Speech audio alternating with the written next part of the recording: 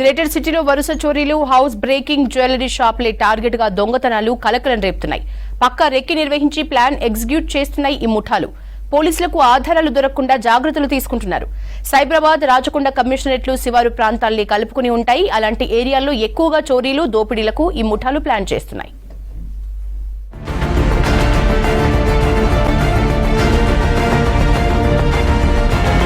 రంగారెడ్డి జిల్లా హైదర్గూడలో రాజేష్ అనే real estate వ్యాపారి సొంతూరికి వెళ్లొచ్చేలోపు డాక్యుమెంట్స్ తో పాటు 40 తులాల బంగారు ఆభరణాలు, నగదు ఎత్తుకెళ్లారు.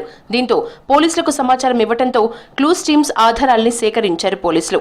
మరోవైపు ఉప్పల్ శ్రీనగర్ కాలనీలోని బృందావన్ అపార్ట్మెంట్ లో అర్ధరాత్రి ముసుగులు ధరించి వచ్చిన దొంగలు బైక్లను దొంగిలించారు.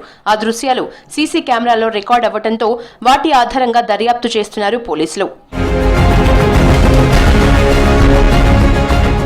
సైబరాబాద్ కమిషనరేట్లోని గణేష్ నగర్లో యాక్సిస్ బ్యాంక్ ఏటీఎంలో చొరబడ్డ దొంగ ఇనుప రాడ్డుతో ఓపెన్ చేసే ప్రయత్నం చేశాడు. దాదాపు 2 గంటలుగా ఏటీఎం తెరవటానికి విశ్వ ప్రయత్నాలు చేశాడు. ఎంతకీ ఓపెన్ అవ్వకపోవడంతో అలారం మోగడంతో పరారయ్యాడు దొంగ.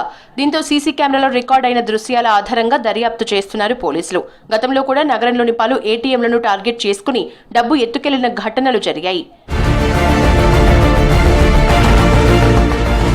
మేడ్చల్ జిల్లా తూముకుంటలో కృష్ణ జ్యువెలరీ షాప్లో 45 తులాల బంగారం, నగదుతో పాటు వెండి ఆభరణాల్ని కూడా తీసుకెళ్లినట్లు గుర్తించారు పోలీసులు. ఈ గ్యాంగ్ కోసం 5 ప్రత్యేక టీంలను ఏర్పాటు చేసి గాలిస్తున్నారు.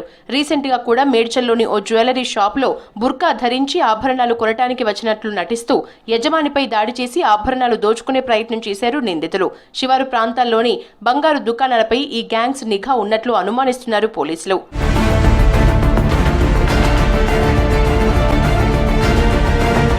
నగరంలోని శివారు ప్రాంతాల్లోని ఇండ్లు, జ్యువెలరీ షాపులు, ఏటీఎంలు, అపార్ట్మెంట్లను దొంగలు టార్గెట్ చేస్తున్నారని అంటున్నారు పోలీసులు. సీసీ కెమెరాలు ఏర్పాటు చేసుకోవాలంటున్నారు. సొంతూళ్లకు వెళ్తే సమాచారం అందించాలని సూచిస్తున్నారు సిటీ పోలీసులు.